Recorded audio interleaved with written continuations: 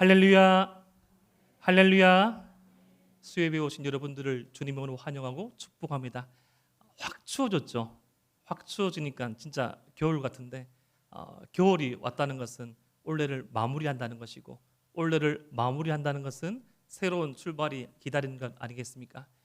올해도 함께 하신 그 하나님의 은혜를 기억하며 우리에게 새로운 출발을 허락하실 그 주님의 은혜를 기대하며 오늘 수요일 밤 우리에게 예비하신 모든 주님의 은혜를 누리시는 저와 여러분 되시기를 주님의 이름으로 축복합니다. 이유가 중요합니다. 모든 일에는 이유가 중요한 것 같아요. 공부해야 되는 이유, 신앙생활을 잘 해야 하는 이유, 특별히 아이를 키우는 저로서는 밥을 먹일 때마다 왜 이 밥을 먹이는지 그 이유를 설명하는 아내와 아이의 신랑을 봅니다.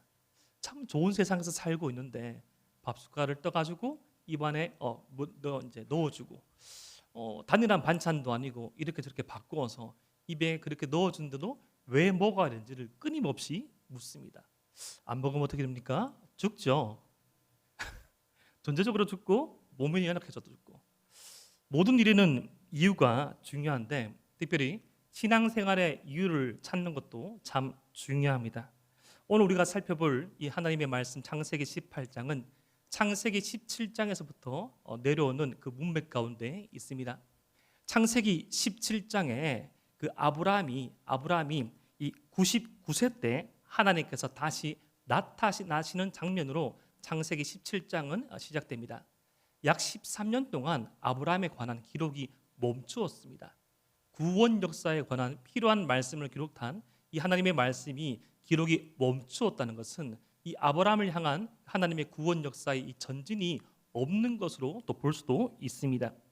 어쩌면 아브라함에게 하나님께서 그 노년의 시절에 그 갈대아 우르에서 선택하시고 고향 친척 아비 집을 떠나서 가라고 명령하신 그 말씀에 순종하여 떠났던 그 발걸음이 목적이 희미해져 갈 때, 정말 하나님께서 약속하신 그 약속의 언약의 아들이 정녕 태어날 것인지, 나를 통하여서 이 수많은 하늘의 별과 같은 바다의 모래와 같은, 그리고 나를 통하여 복의 통로로 쓰이겠다는 그 하나님의 말씀의 성취가 진짜 일어날는지 정말 희미해져가고 어쩌면 너무나 믿고 싶지만 현실 가운데 일어나지 아니하는 이 과정 가운데 하나님께서 다시 찾아오신 말씀으로 창세기 17장 말씀은 시작됩니다. 그렇게 다시금 찾아오신 그 주님을 아브라함은 알아보고 극진히 환대하고 하나님께 극진한 식사와 대접을 합니다. 이 최고의 환대를 합니다. 사람으로 할 수 있는 가장 최고의 환대를 하고 하나님과의 그 식탁, 하나님과의 그 교제의 향연, 마치 에덴 동산 이후에 그렇게 사람과 하나님이 함께 거닐었던 순간이 있었노라고 이 회고할 수 있을 만큼 이 최고의 순간, 이 하나님과의 임마누엘의 동행을 누렸던 그 정점의 시간 가운데 그 친밀한 교제 이후에 하나님께서 아브라함을 선택하신 이유를 알려주십니다. 그러면서 오늘 우리가 읽었던 말씀 가운데 17절에 내가 하라는 것을 아브라함에게 숨기겠느냐고 말씀합니다. 이것은 하나님께서 이것을 알려줄까 말까 그런 것이 아니라 정말 친밀하고 정말 깊은 관계 가운데는 아무런 비밀이 없듯이 아브라함을 복의 통로로 선택하신, 아브라함을 이 축복의 씨로 선택하신 그 하나님께서 다시금 회복되어져 가고 그에게 왜 아브라함을 선택했는지를 알려주시려고 그 친밀 가운데 하나님께서 말씀하시는데 18절 말씀 보니까 아브라함이 받을 복을 열거하십니다. 강대한 나라가 되고 천하 만민은 그로 말미암아 복을 얻게 될 것이라고 말씀하면서 19절 말씀에는 궁극적으로 아브라함을 선택하신 그 이유를 말씀하십니다. 우리 창세기 18장 19절 말씀을 함께 읽어보겠습니다. 시작. 내가 그로 그 자식과 권속에게 명하여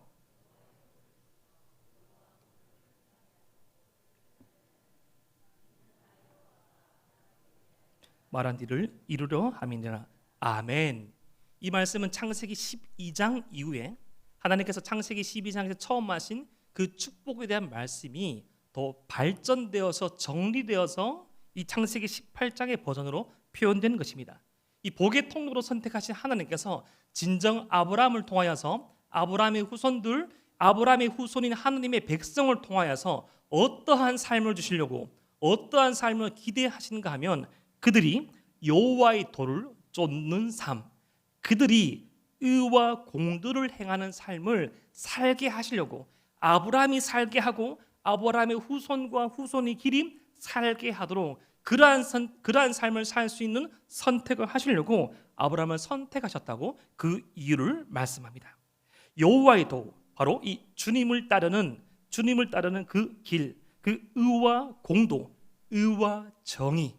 이것은 이 구약에서는 이 십계명으로 정립되어진 하나님의 말씀의 정수에서 하나님을 사랑하고 나 자신을 비롯한 내 이웃을 내 몸과 같이 사랑하는 것입니다. 이것은 창조로부터 흘러온 하나님의 형상을 하나님의 형상답게 사랑하고 하나님과 함께 이 땅을 사랑의 원리로 통치하는 그 뜻에도 부합되는 것입니다. 이 길이야말로 하나님의 그 법을 따르는 길이야말로 의와 정의를 행하는 길이야말로 사람을 살리는 그 사랑의 의와 정의를 행하는 길이야말로 이 아브라함이 그 삶을 통하여서 독특하게 나타낼 그 이유라고 모습이라고 말씀합니다. 어제였습니다. 첫째 아이 그 초등학교 숙제 가운데 이 나의 성장 이야기라는 그게 과제가 있더라고요. 지난 한 1년 정도 쭉 초등학교 1학년을 다녔으니까 뭘 배웠는지를 정리해서 다 이제 보여줬습니다. 요즘 참 초등학교 잘하대요.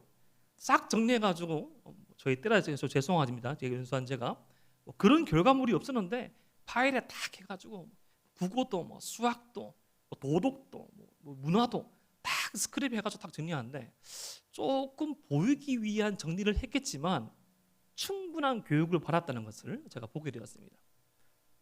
그저 글자를 읽던 아이가 문장을 쓰게 되고 그냥 숫자를 헤아리던 아이가 덧셈과 뺄셈 그리고 숫자의 연산을 하게 되고 그리고 자기 자신을 가장 관심이 많았던 여전한 아이지만 뭐 이웃에 대해서 생각하고 우리나라 문화에 대해서 생각한다는 거 참 귀한 일 아닙니까? 아마도 우리가 지금 열심히 기도하고 있는 어떤 그런 기도 제목 가운데 우리 어떤 공교육이 어떤 사적인 어떤 악랄한 그 법조 조항이 안 들어오도록 기도하고 있지만 이제까지 우리를 지켜주신 하나님께서 지켜주시라 믿습니다.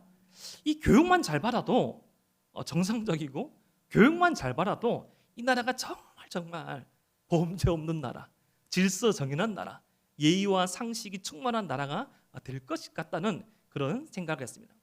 하지만 저와 여러분들도 그런 교육을 받았지만 교육만으로 사람이 이 하나님의 도, 여호와의 도, 의와 정의를 행할 수 있습니까? 불가능하죠. 아담과 하와의 타락 이후 범죄한 인간은 교육만으로는 그런 이 세상을 만들지 못합니다.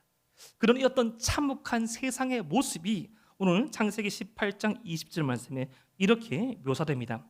여호와께서 또 이르시되 소돔과 고모라에 대한 부르짖음이 크고 그 죄악이 심히 무거우니 하나님께서 이 아브라함이 살고 있는 이 지역에서 얼마 떨어지지 아니하는 약 70km 떨어져 있는 이 소돔과 고모라의 죄악이 너무 커서 그 부르짖음이 크고 죄악의 심이 크고 무겁다고 말씀하십니다. 저와 여러분들은 이 수요일에 나올 이 수준이 된다면 이 말씀의 이 내용을 아시죠? 이 소돔과 고모라는 아주 큰 이 범죄를 저질렀습니다. 그런데 이 소돔과 고모라의 죄라고 했을 때 우리가 흔히 제일 많이 떠올리고 제일 큰 죄로 생각하는 것은 동성애죠. 남색하는 거. 그런데 이 부르짖음이라는 이 단어를 자세히 좀 들여다보고 연구하면 이 부르짖음에 해당되는 원어가 이 구약적인 정황에서 약자가 핍박을 받아서 고통을 당할 때 도와달라는 그런 시름소리인 것을 발견하게 됩니다. 그런 거죠. 예를 들어서 부모님이 자녀를 훈육할 수 있습니다. 아비로서 어미로서 넘지 말할 선들을 한 번 넘고 두 번 넘고 세 번 넘었을 때 약속한 그 결과에 따라 가지고 이 체벌을 할 수 있죠. 훈육을 할 수 있습니다. 그때 예를 들어서 아버지가 몽둥이를 들었습니다. 그때 몽둥이를 들었을 때 좀 엄살이 많은 아이가 있죠. 이 몽둥이도 쇠파이프 몽둥이도 아니고 속이 비어있는 플라스틱 몽둥이지만 이거 하나 내려올 이 순간에 아야야야 하면서 아야야 하면서 고작 한 몇 대 맞았는데 막 죽을 것처럼 말하는 그런 부르짖음은 아닙니다.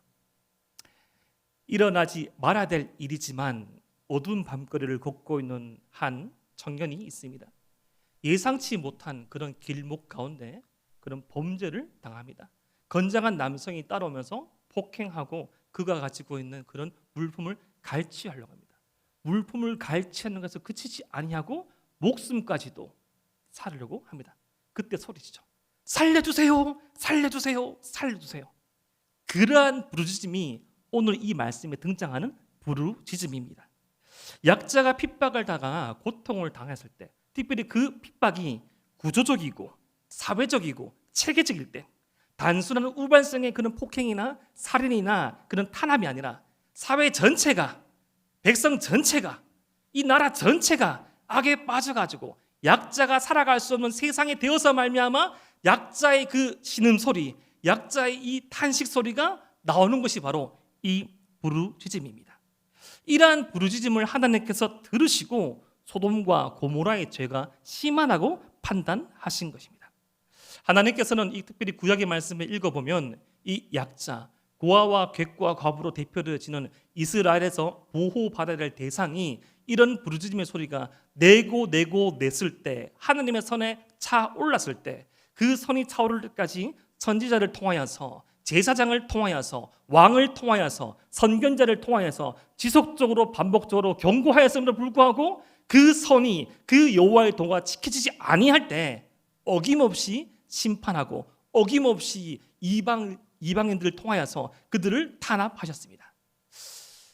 지금 2022년도를 살아가는 저와 여러분들에게 이 대한민국 땅에서 이러한 부르짖음은 없습니까? 이런 부르짖음 앞에 우리는 어떻게 반응하고 있습니까? 2021년 12월 이 대한민국을 살아가는 성인 남녀를 대상으로 각 종교에 대한 호감도를 한번 조사해 봤습니다.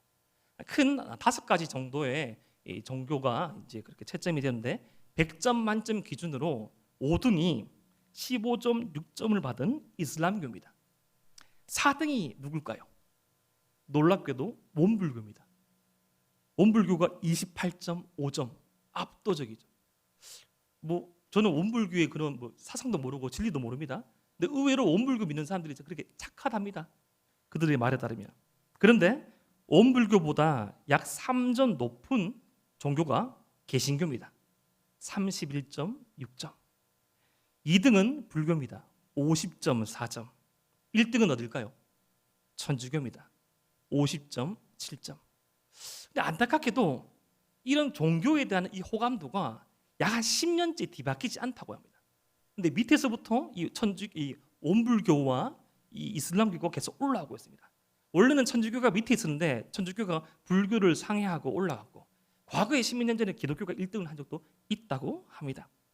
어쩌면 이 사회에 대한 이 부르짖음에, 물론 이 교회의 대사명이 복음 전파이고 선교이지만 우리가 이 복음 전파와 선교의 사명과 동시에 이 사회의 부르짖음에 귀 기울이지 않았기 때문에 어쩌면 이 세상이 우리를 향한 그 시선이 차가운지도 모르겠습니다. 지금 하나님께서는 이 소돔과 고모라의 부르짖음을 들으시고 그 소돔과 고모라의 이 현장 답사단을 보내십니다. 창세기 18장 21절 말씀을 제가 읽어드리겠습니다. 내가 이제 내려가서 그 모든 행한 것이 과연 내게 들린 부르짖음과 같은지 그렇지 않은지 내가 보고 알려 하노라. 약 2명의 천사를 보내시는데 지금 하나님께서 소돔과 고모라의 죄가 어떠한지를 몰라서 하나님께서 전지하지 않으셔서 보내시는 걸까요? 이것은 이러한 성격이 있습니다. 예를 들어서 얼마 전에도 우리 서울에서 끔찍한 참사가 일어났지만, 그러한 우리나라의 끔찍한 참사가 일어나면 우리나라의 대통령이라든지 그 지역을 관할하는 경찰청장이라든지 어떤 소방청장이라든지 그런 분들이 이 현지 그 참사 현상을 답사하죠. 봅니다.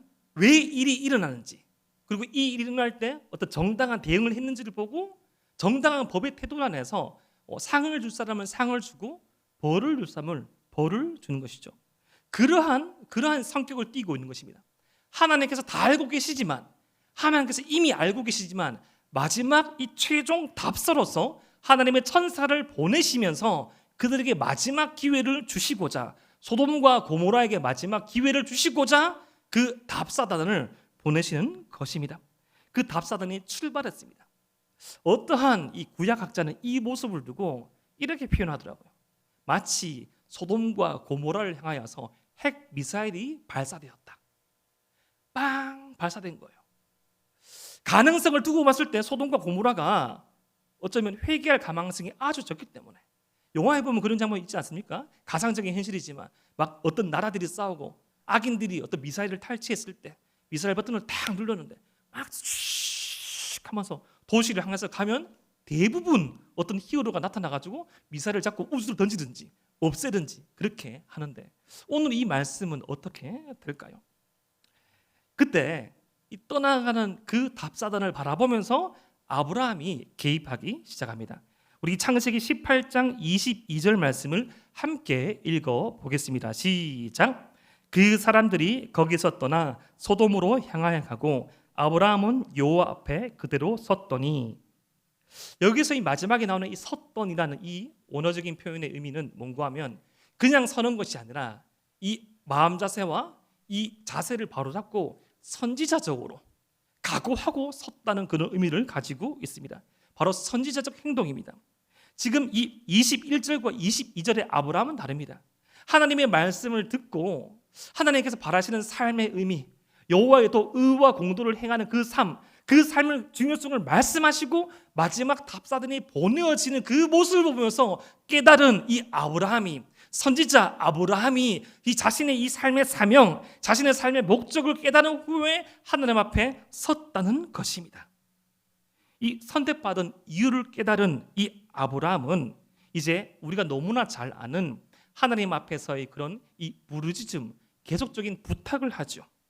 만약 하나님 소돔과 고모라 성에 의인 50명이 있다면, 만약 소돔과 고모라 성에 의인 45명이 있다면, 40명이 있다면, 30명이 있다면, 20명이 있다면, 10명이 있다면, 총 6번에 걸친, 어쩌면 잘못된, 좀 우리가 오해하면 하나님과 마치 거래를 하는 것처럼, 마치 더 경박하게 생각한다면 하나님과 말장난한다듯이 보일 수 있는 그러한 모습들, 왜 아브라함은 하나님께 6번이나 집요하게 50명부터 10명까지 계속적으로 부탁할까요? 흔히 이 말씀을 두고 이렇게 생각할 수 있습니다. 목사님, 소돔과 고모라 성에는 롯이 있잖아요. 아브라함은 롯이 있는 것을 알고는 있습니다. 그런데 이 말씀에서는 롯에 대해서 아브라함은 전혀 언급하지 않습니다. 물론 아브라함에게 여전히 롯은 아픈 새끼손가락과 같은 존재입니다. 한때 아브라함은 롯을 자신의 아들처럼 여겼습니다. 고향 친척 아비 집을 떠나올 때 함께 떠나온 그 혈육이 유일한 혈육이 바로 롯이었습니다. 롯은 조카이자 조커를 넘어 한때는 상속자로 여겼고, 그의 생명이 위험해질 때 아브라함의 집에서 잘 기른 이 사환, 이 300여 명을 동원하여서 열강의 전쟁에 침입하여서 승산이 없는 게임 앞에 그 조카를 구출하는 것도 바로 아브라함이었습니다. 너무너무 롯을 소중히 여겼기에 과연 아브라함은 하나님께 이런 6번의 부탁을 했을까요? 본문은 뭐라고 말하고 있습니까? 우리 창세기 18장 23절 말씀을 함께 읽어보겠습니다. 시작. 아브라함이 가까이 나아가 이르되 주께서 의인을 악인과 함께 멸하려 하시나이까.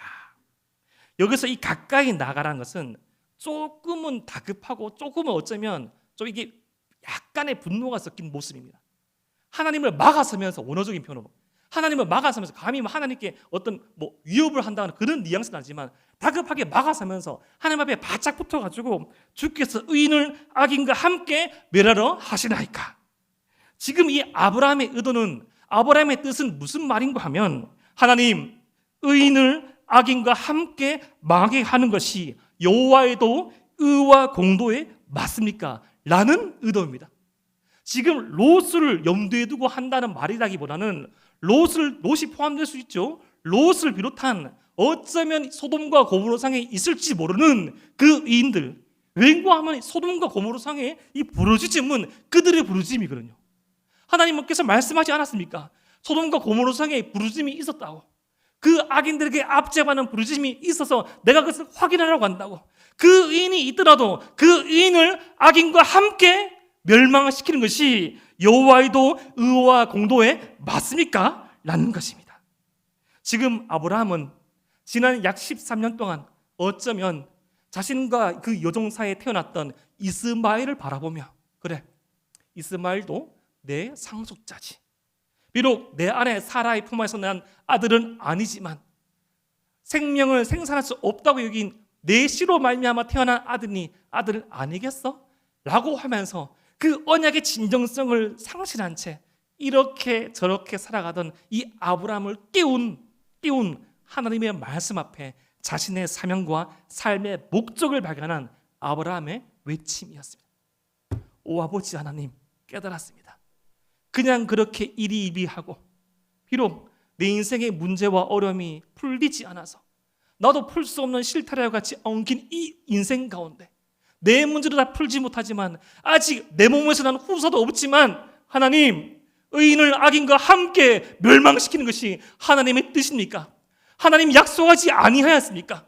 하나님 나를 선택하여서 나같이 부족한 인생을 선택하여서 나같이 자식을 놓을 수 없는 인생, 이 불가능한 인생을 선택하여서 하늘의 이 별과 같이 바다의 모래와 같이 단순히 물량적으로 커져진 것이 아니라 세상에서 찾아볼 수 없는 선한 삶, 가인의 삶이 아니라 하나님께서 태초에 창조하신 그 창조의 원형, 하나님께서 그토록 우리에게 주시고자 하는 그 의롭고 좋은 삶, 그 삶 살게 했다고 말씀하지 않았습니까?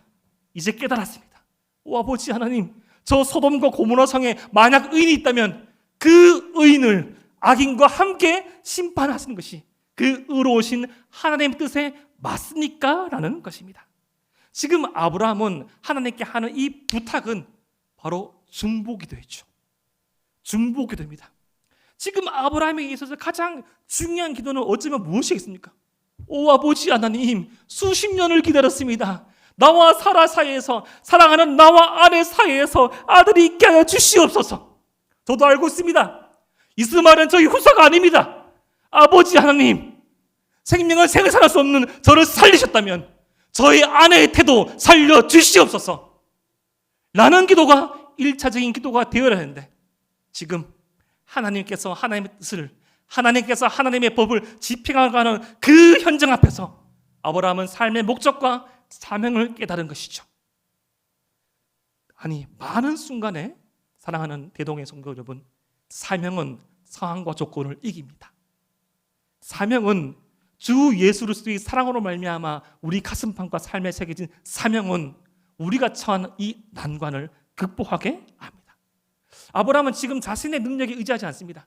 자기 자신을 티끌과 제만도 못한 존재로 칭하면서 하나님께 6번씩이나 간곡히 부탁하고 간구하고 중보기도 하고 있습니다.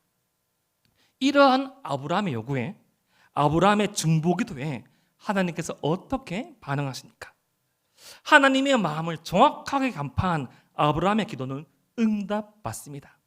50명에서부터 10명까지 아브라함이 말하는 대로 그 하나님께서 10명만 있더라도 심판하지 아니하시겠다고 말씀합니다. 그런데 사랑하는 대동의 성도 여러분, 왜 10명일까요? 더 말하면 하나님께서 썩내실까 봐. 당시 고대 근동에서 최소한의 공동체의 숫자, 대표자의 숫자가 10명쯤이었답니다. 10명이 있으면 나머지 이 사회는 조직할 수 있고 출발할 수 있다. 10명이 있으면 새로운 사회와 새로운 국가를 건설할 수 있다라는 이 의식이, 개념이 10명이었답니다. 그리고 아브라함도 알았습니다. 그 이상도 요구해도 되지만, 그 이상도 하나님께 들어주시겠지만 하나님께서는 계획이 있는 거예요. 우리는 이 말씀을 알죠. 10명 미만이었던 이 가족을, 롯의 가족을 하나님께서 구원하십니다. 10명이 안 되는데 결국 아브라함의 기도는 다 응답되었습니다. 우리는 가끔씩 신앙생활을 하면서 이 신앙생활에 대해서 오해를 할 때가 있습니다. 하나님께서 나를 선택하신 이유가 뭘까? 때로는 아브라함처럼 하나님께서 아브라함을 선택하셔서 아브라함을 선택하신 그 부르심 앞에 고향 친척 아버지 집을 떠났던 열정적인 순간도 있지만 때로는 하나님의 말씀에 순종하고 하나님의 말씀에 반응하여서 내가 할 수 없는 섬김과 내가 할 수 없는 헌신과 내가 할 수 없는 결단도 하였지만 아브라함의 경우 롯의 배반과 같은 것들, 아브라함의 경우 최선을 다했지만 결국 이루어지지 않을 것만 같은 그런 일들로 말미암아 의기소침해지고 상처받고 주눅들었던 그러한 시간들, 그러면서 우리는 하나님께서 우리를 선택하신 이유에 대해서 망각하게 되고 아니 잊고 싶어하게 되고 그냥 이렇게 저렇게 살아가는 것이 인생이 아닐까라는 생각을 해볼 때도 있습니다. 그러한 신앙생활에 대한 오해가 기도 생활에 흘러갈 때도 있죠. 기도를 열심히 하면서도 기도 응답이 되었지만 그 기도 응답을 믿지 않았던 초대교회의 그 성도들처럼 베드로를 풀어달라고 기도하였는데 베드로가 지금 문 밖에 있다고 말한 그 종에 대해서 미쳤다고 말하는 그러한 모습이 반복되진 않습니까? 우리의 뜻을 관철시키고 때로는 나의 작은 문제, 큰 문제, 이런 문제의 해결을 하는 것으로 우리의 신앙의 능력을 감소시키고 축소시킬 때도 있습니다. 기도는 분명히 능력이 있습니다. 신앙생활은 그 어떠한 삶보다 복됩니다. 하지만 이 기도를 할 때 가장 중요한 것은 이 기도를 들으시는 하나님의 마음을 아는 것입니다. 아브라함처럼 하나님의 마음을 간포한 그 기도는 다 응답됩니다. 아멘이십니까? 마찬가지로 하나님의 뜻을 알고 하는 신앙생활, 하나님의 뜻을 알고 자기 자신을 하는 기도가 응답되듯이 하나님의 뜻을 알고 하는 신앙생활, 내가 누구인지, 오 주님, 나는 주님 은혜 없이는 살아갈 수 없는 연약한 존재입니다. 나 자신도 분명한 하나님의 말씀을 받았지만 어떠한 사건으로 통하여서 어떤 사람으로 통하여서 시간의 흐름에 따라서 망각하고 잊고 싶고 발버둥치는 연약한 제가 바로 죄인입니다. 오 아버지 하나님, 주님의 은혜 없이는 살아갈 수 없사오니 주여 은혜를 허락하여 주시옵소서. 그 주님의 마음을 알고 내가 어떠한 존재인가를 알고 살아가는 그 자에게는 주의 은혜가 다시금 회복되어지고 채워지죠. 어쩌면 겉모습만 보면 누군가는 아무런 문제가 없어 보일 때가 많습니다. 하지만 그렇지 않죠. 문제 없는 사람은 아무도 없습니다. 제가 예전에 사역하던 교회에서 성경을 여러 번 이렇게 가르치던 적이 있었습니다. 성경을 가르치는 그런 시간대에 많은 이제 권사님은 장로님들 오셔서 성경을 배울 때 첫 주, 2주, 3주까지는 되게 이제 가면을 다 쓰고 오십니다. 되게 이제 시간도 지키시고 다 제일 좋은 옷 입고 오시고 깔끔하게 오시고 하는데 한 4주, 5주 지나면 질문하기 시작합니다. 이 마음이 열리시면서 신앙적인 질문을 하죠. 그게 총 12주 과정이었는데 9주차쯤 되었습니다. 어떤 권사님이 저를 찾아오셔가지고 짧은 소회, 자신의 삶에 대해서 말씀한대요. 그때 권사님께서 저에게 하시는 말씀이 목사님, 제가 지금까지 살아왔던 인생길은 뻘밭이었습니다. 이 너무너무 진득한 뻘밭이었습니다. 이 가정의 아픔을 말씀하시고 이 가족들로 받았던 이 탄압을 말씀하시고 근데 그 모습만 봤으면 정말 완벽한 권사님이시거든요. 남 부를 것도 없던 직장, 잘 키운 자녀들, 하지만 그 모습 이면에 남 모르게 흘리고 있던 눈물들, 그런 경우도 있었습니다. 장로님께서 역시 이 과정을 수주의 과정을 하다가 장로님들은 말씀할 데가 없잖아요. 장로님들은 가끔씩 말씀할 데가 없다고 합니다. 오셔가지고 말씀하는데 신앙적인 고민이 있는데 고민을 나눌 데가 없는 거예요. 장로님과가 되어서 교회에 대해서 많은 책임을 지고 많은 결정을 하는데 내가 이런 걱정을 하는 것이 옳은 길인가? 정말 순전하게 어떤 고민들을 나누고 나눈 이야기를 할 그런 공간이 없어가지고 그런 모임이 없어가지고 힘들어하는 그런 모습도 보았습니다. 남녀노소를 불문하고 성도와 교육자를 불문하고 문제와 어려움이 없는 분들은 아무도 없습니다. 저는 오늘 말씀을 묵상하면서 이 계속적으로 통독하고 있는 본문 가운데 제가 묵상했던 사도 바울의 모습이 생각났습니다. 나이가 40이 넘으면 남자로 조금씩 여성 호르몬이 많이 나온다고 합니까? 저도 조금은 그런 것 같습니다. 괜시리 좀 화가 좀 더 날 때가 있고 짜증 부를 때가 있고 죄송스러운 말씀이지만 사역의 연수가 쌓이고 쌓이면 더 잘해야 되고 더 능숙해야 되고 더 좋은 열매를 맺었는데 가끔씩은 그러지 못한 제 모습을 보면서 실망할 때도 있고 참 때로는 주님 앞에 너무 죄송스러울 때도 있고 주님 맡기신 이 교회와 성도들에게 미안하다는 마음도 많이 들 때가 있습니다.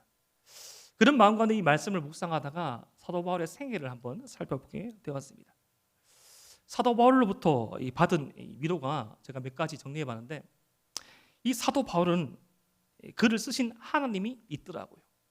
원래는 가장 극렬히 초대교회를 핍박하던 핍박자에서 복음에 사로잡혀서 핍박을 당하는 사람이 되었습니다. 180도 이렇게 사람을 바꾸신 하나님께서 지금도 함께 하시기에 저와 여러분들을 더욱더 선하게 바꾸시기를 믿으시길 바랍니다. 그도 핍박을 받았더라고요. 특히 그가 몸담았던 유대교로부터 그가 몸담았던 어제의 동지가 오늘이 적이 되어서 이 선교지마다 따라다니면서 정말로 집요하게 사도 바울을 괴롭혔습니다. 이방인보다 더. 어쩌면 어려움이 없고 어려운 사람이 없는 그런 성도와 사역자는 없는 것 같습니다. 그리고 예상할 수 없는 사역의 결과도 너무나 많았습니다. 어느 도시에서는 정말 전략적으로 선교를 하고 이렇게 하지만 그 도시에서는 막히고 너무나도 얼처구니 없는 그런 사건으로 말미암아 선교의 문이 막히는데 그게 틀어서 간 이 베레아라는 도시에서는 가장 신사적인 사람을 만나게 되고 정말 죽을 것만 같은 옥중에서는 벗어나게 되고 하지만 다시금 잡혀서 40의 감암매를 또 맞게 되고 사람의 계획대로 되지 않는 것이 사역이고 사람의 계획대로 되지 않는 것이 성도의 삶임을 또 바라보게 되었습니다. 그리고 마지막으로 제가 바라본 것은 사도 바울은 상처받은 치유자라는 것입니다. 이 사도 바울에 대한 이 권면들을 살펴보면 특별히 고린도 전후서를 살펴보면 사도 바울은 언변이 부족한 사람이었다고 합니다. 글에는 논리가 있고 힘이 있고 능력이 있는데 좀 말을 잘 못했던 것 같습니다. 그래서 끊임없이 다른 사도들과 비교를 당했습니다. 그리고 이 육체의 어떤 이 가시도 있었죠. 사도 바울 스스로가 사탄의 사자로 불리는 병도 있었습니다. 혹 어떤 학자는 눈병이라고도 하고 혹 어떤 학자는 간질이라고 합니다. 여러분 간질이 어떤 병입니까? 막 설교를 하다가 초대교회 문헌을 읽어보면 진짜로 있습니다. 사도 바울이 설교를 하다가 간질로 쓰러집니다. 거품을 흘리고 막 다리를 떱니다. 예수님이 치유를 해서 설교하다가 본인 몸은 치유 못하고 쓰러지고 수시간 후에 일어나서 다시금 설교합니다. 누가 그 설교를 듣겠습니까? 당신 몸이나 고치시지. 당신의 삶을 똑바로 하지 않았겠어요? 근데 그도 너무나 힘들어서 정말로 깊게 3번씩이나 주님께 간구하였지만 간구할 때마다 하나님께서 거절하시고 그 사도 바울의 간구에 하나님께서 이렇게 말씀하시죠. 고린도서 12장 9절 말씀. 나에게 이르시기를 내 은혜가 내게 족하도다. 이는 내 능력이 약한 데서 온전하여짐이라 하신지라. 그러므로 도리어 크게 기뻐함으로 나의 여러 약한 것들에 대하여 자랑하리니 이는 그리스도의 능력이 내게 머물게 하려 함이라. 아멘. 사도 바울은 자신의 약함이 능력이 되었다고 합니다. 오늘 말씀이 등장한 아브람 또한 약함 덩어리였던 사람이었죠. 그의 그 약함이 결국에는 하나님의 말씀과 은혜로 말미암아 이삭이라는 그 능력으로 기도의 응답으로 주어지기까지 이 아브라함은 하나님의 그 마음을 더욱더 깊이 알겠다는 그 길을 바라보게 되었습니다. 저와 여러분들에게 있는 약함이 있습니다. 오늘 아브라함이 하나님께 물으셨듯이 저도 하나님께 묻고 싶은 게 있어요. 나중에 천국 가면 하나님께 꼭 묻고 싶은 게 몇 가지 있습니다. 하나님 그때 왜 그러셨습니까? 어떤 인간적인 원한이 아니라 너무너무 아쉬웠던 것들, 너무너무 소중히 바라고 너무너무 소중히 꿈꾸고 하나님도 기뻐하시고 온 교회가 기뻐할 일들인데 영혼이 살아날 일인데 오 아버지 하나님 왜 그 타이밍이 아니었습니까? 여러분은 묻고 싶은 거 없습니까? 아브라함도 있었겠죠. 하지만 그 약함을 드러내고 하나님의 마음을 깨닫고 간구할 때 그의 기도를 들으시고 하나님께서 이 남은 의인들을 구원하셨습니다. 지금 이 시대에도 하나님께서는 아브라함처럼 여호와의 도를 쫓으며 의와 공도를 행하며 구할 한 사람을 찾으십니다. 그 한 사람이 저와 여러분들에게를 바랍니다. 우리의 약함을 인정하며 우리의 약함 가운데 하나님의 은혜가 임하기를 기도하며, 오 아버지 하나님, 나의 약함을 사용하시며 아버지 하나님의 길을 따를 수 있는 우리가 되게 하여 주시옵소서라고 기도할 수 있는 저와 여러분 되시기를 주님의 이름으로 축복합니다.